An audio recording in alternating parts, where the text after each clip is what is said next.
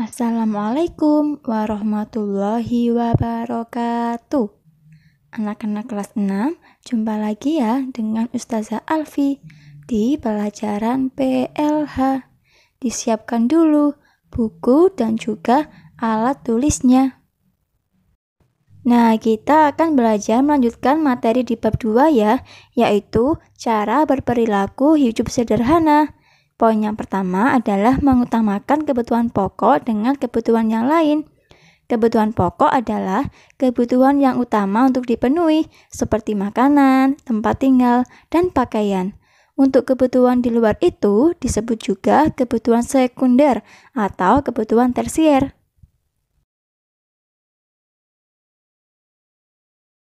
Contoh kebutuhan primer atau kebutuhan yang wajib dipenuhi adalah makanan.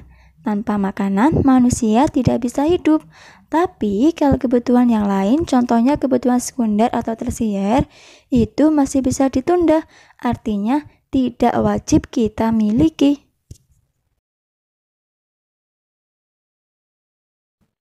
Poin yang kedua yaitu menyesuaikan pendapatan dan pengeluaran. Perhitungkan keuangan kita. Jangan sampai pengeluaran lebih besar daripada pendapatan. Bila pengeluaran lebih banyak, maka atur kembali dengan cara menguranginya. Jangan memaksakan diri dengan cara berhutang.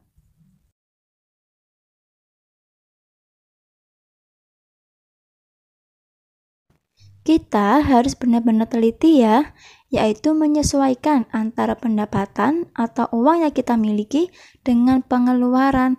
Apabila kita ingin berbelanja, jangan sampai belanja kita lebih banyak daripada uang yang kita miliki.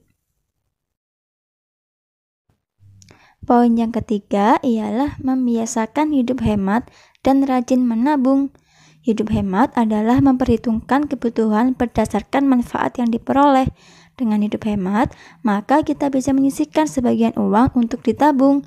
Menabung dapat membantu kita di saat keadaan mendesak, seperti sakit dan kecelakaan.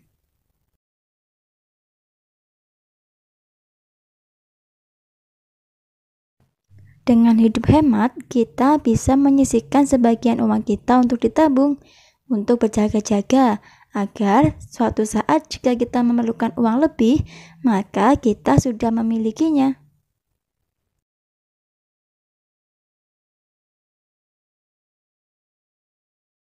Penerapan pola hidup sederhana dalam kehidupan sehari-hari.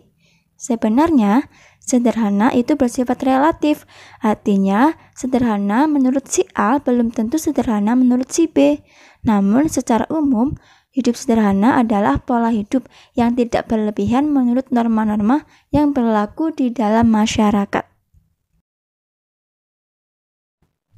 Dalam kehidupan sehari-hari, kita perlu meningkatkan pola hidup sederhana. Bukan berarti hidup yang mengesampingkan harta benda, melainkan hidup yang mengutamakan hal-hal yang perlu dan bermanfaat agar tidak terjadi kesenjangan sosial.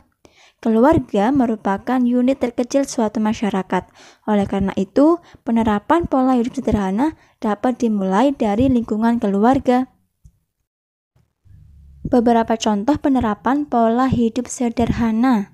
Yang pertama, pola hidup sederhana di lingkungan keluarga. Contohnya, dalam hal berbicara, sikap sederhana bisa dilakukan dengan berbicara rendah hati. Yang kedua, berpenampilan sederhana, artinya tidak terlalu mencolok dibandingkan dengan yang lain yang ada di sekitarnya. Yang ketiga, makanan dan minuman jangan berlebihan, tidak harus mahal harganya, namun bernilai sehat dan bergizi.